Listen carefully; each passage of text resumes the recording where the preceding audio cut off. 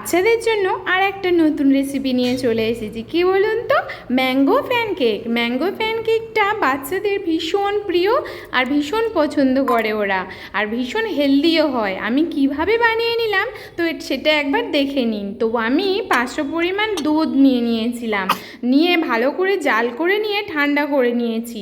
তার মধ্যে ম্যাঙ্গোটাকে দিয়ে ভালো করে মিক্সড করে নিয়ে তার মধ্যে মধু দিয়ে দিয়েছি।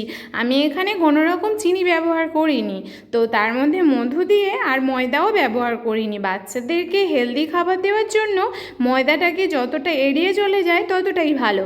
তো সেই জন্য আমি আটা নিয়ে নিয়েছি, নিয়ে এবার ভালো করে মিক্সটা করে নিয়েছি। নিয়ে ওর মধ্যে পরিমাণ এবার একটা ডিম দিয়ে দিয়েছি। ডিমটাকে ভালো করে ফেটিয়ে নেব।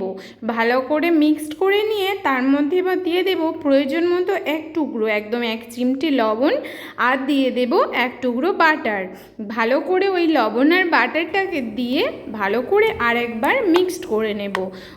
সুন্দর একটা স্মুথ ব্যাটার তৈরি করে নেব।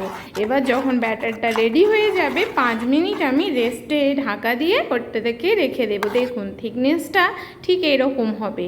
এবার এটাকে রেখে দিয়ে তারপর ফ্রাইং প্যান নিয়ে হালকা গরম করে নিয়েছি।